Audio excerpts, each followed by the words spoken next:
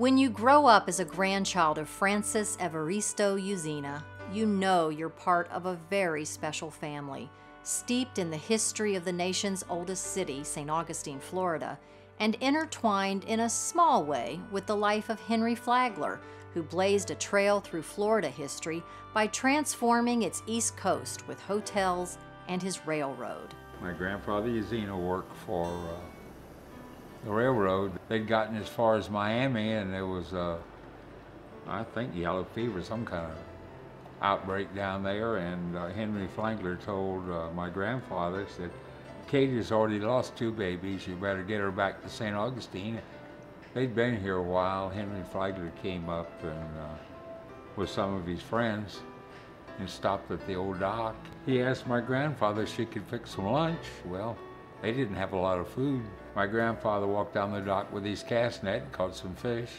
When they got through, Mr. Flagler took off his boating cap and held it out and told his friends, boys, we ate Kate's food, now we got to pay for it. So they threw in gold coins, and she told me that she had more money than my grandfather made when he was working. She got the idea that they needed to do something. Somewhere along about 1909 or 10, he decided he ought to have his own boat, and Victory the First got rescued and fixed up to carry passengers up here to North Beach. Then in 1918 came the Victory II, and this sturdy wooden boat became the life's work of Captain Francis Usina, who we all called Papa. First a fishing boat and ferry, by the late 1940s it was a full-time sightseeing boat, taking tourists on a scenic cruise along the picturesque St. Augustine skyline. When I think of the Victory II, I think of it sailing down the intercoastal on mornings when the sun's shining, when everything's brand new, and it was the focal point of St. Augustine in the North Beach area. And I think of the people that over the decades have gone on that boat, maybe for the first time had never been on the intercoastal, maybe never seen the Atlantic Ocean, and all the pride that it brought not only to the family but to the community of St. Augustine. And then I think of it now and in the shape that it's in now on the railway at Aunt Kate's and the disrepair that it's in. When it was in its heyday, it was the center point, it was the focus of the community. It stood for what was great about the community.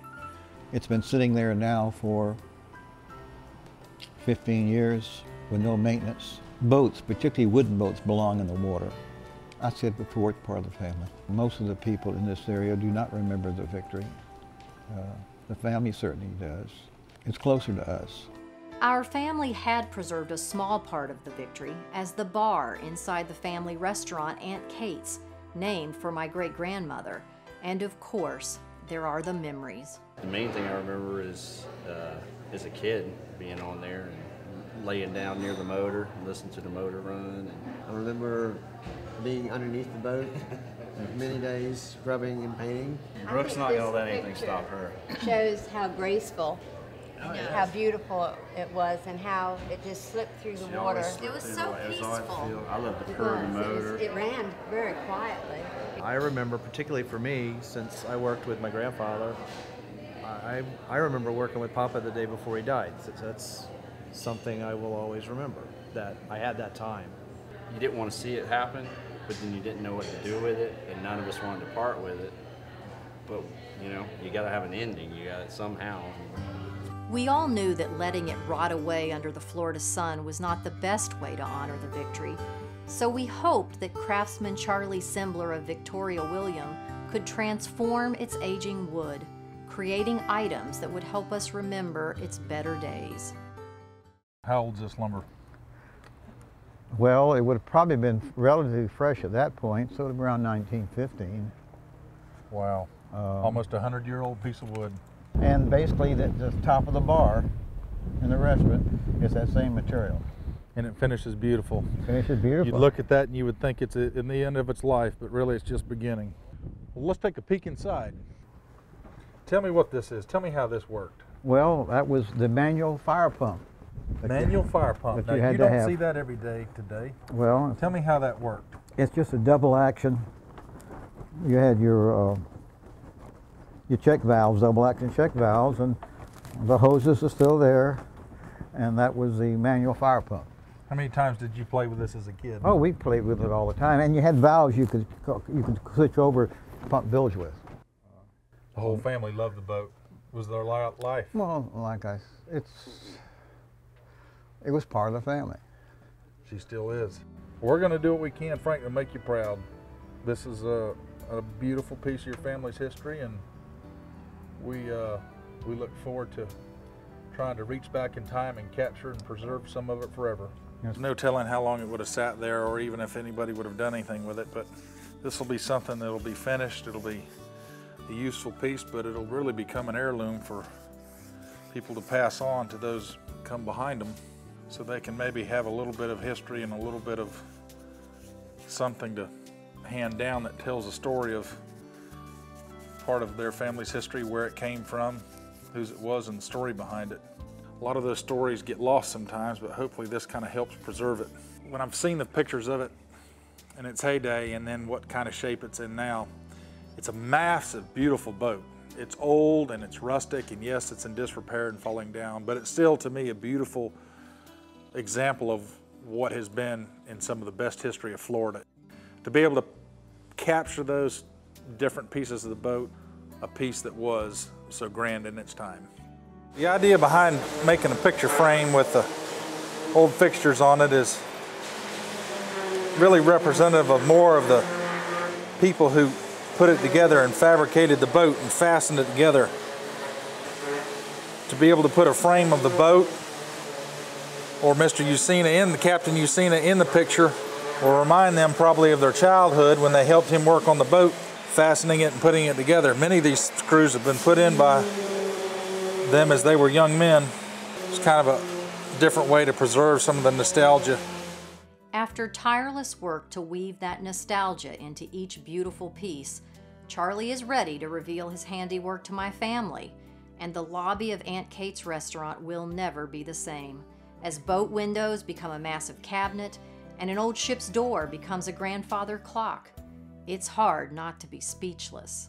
Well, what I did was I sanded a lot of the old green paint, but I left just enough, just so you kind of see, you know, kind of keep the feel and the flavor. But she's good and sturdy and heavy.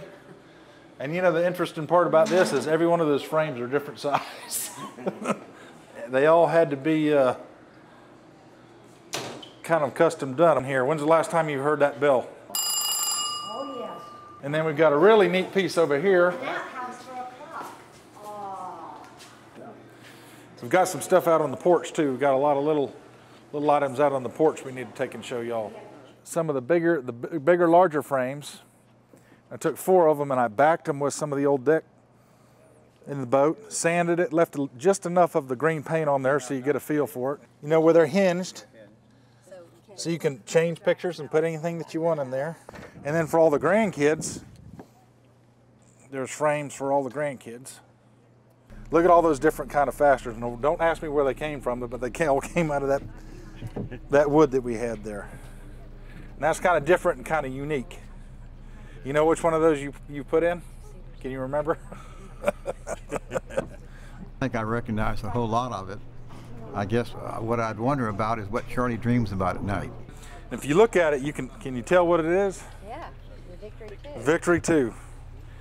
Just like the old Roman numerals. And Yeah.